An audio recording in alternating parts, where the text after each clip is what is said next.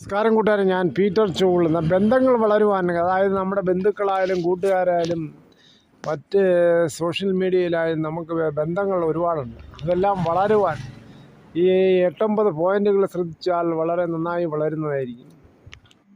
വളരുക എന്ന് അർത്ഥമാക്കുന്നത് കാത്തു സൂക്ഷിക്കാം,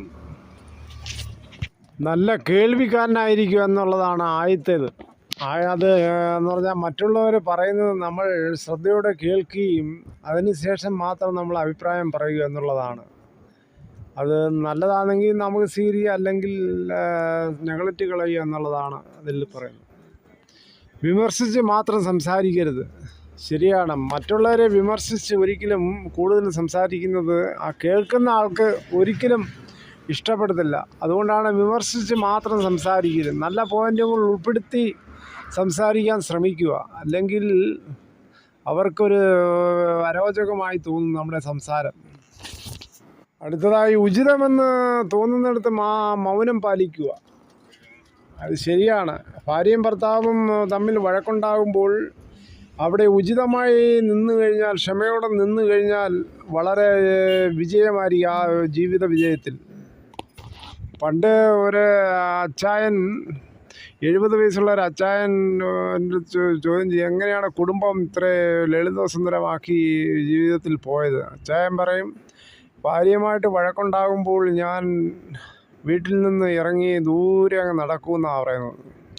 നടക്കുമ്പോൾ പിന്നെ തിരിച്ചു വരുമ്പോൾ ആ ഭാര്യ ചോദിക്കും, എവിടെ പോയി ഇത്രയും നേരം? ഞാൻ വിഷമിച്ചല്ലോ എന്ന് വിചാരിച്ചിരിക്കും. അങ്ങനെ അവിടെ പ്രശ്നങ്ങൾ സോൾവ് ആവുകയാണ്.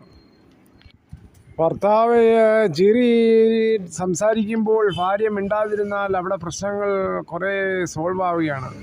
അവിടെ ശാന്തമാകുമ്പോൾ പിന്നെ ചോദിക്കണം, എന്താണ് പ്രശ്നം, ഇങ്ങനെ ചീറാൻ കാര്യം എന്ന് സമാധാനത്തോടെ ചോദിച്ചാൽ കുടുംബം അവിടെ നിലനിൽക്കും. അതുപോലെയാണ് ഭാര്യ ചീറി വരുമ്പോൾ നമ്മൾ സമാധാനമായിട്ട് നിന്നു കഴിഞ്ഞാൽ, വളരെ ശാന്തമായിട്ട് നിന്നാൽ പിന്നെ ആ ചീറ്റൽ കഴിഞ്ഞ് പിന്നീട് നമ്മളതിനെപ്പറ്റി സംസാരിച്ച് മനസ്സിലാക്കുകയാണ് വേണ്ടുന്നത്.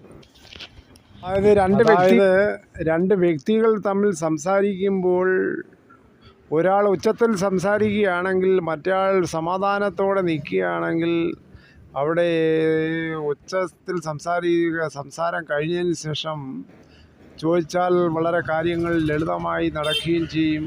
അവിടെ സമാധാന അന്തരീക്ഷം ഉണ്ടാവുകയും ചെയ്യും. അതുപോലെ സ്ഥാനവും പ്രായവും നോക്കി സംസാരിക്കാൻ ശീലിക്കുക. അതായത് നമ്മുടെ സഹോദരങ്ങളെന്നാലും അണ്ണനാലും വളരെ പക്വതമായിട്ട് സംസാരിച്ചാൽ അവിടെ വിനയവും വിവേകവും ഉണ്ടായിത്തീരും. അതിൽ അങ്ങനെയാണ് നമ്മുടെ വ്യക്തിത്വം വികസിക്കുന്നത്. എപ്പോഴും മിതമായി ശബ്ദത്തിൽ സംസാരിക്കാൻ ശീലിക്കുക.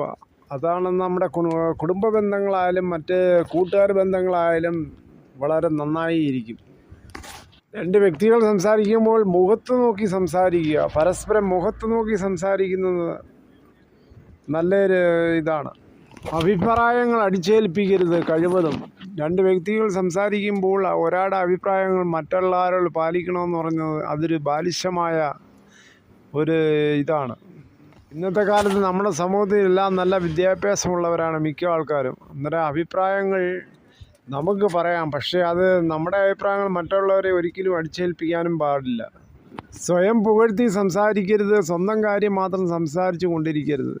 ചില ആൾക്കാരങ്ങനെയാണ്, സ്വന്തം കാര്യം മാത്രം സംസാരിച്ചുകൊണ്ടിരിക്കും, മറ്റുള്ളവർക്ക് സംസാരിക്കാൻ അവസരം കൊടുക്കത്തില്ല.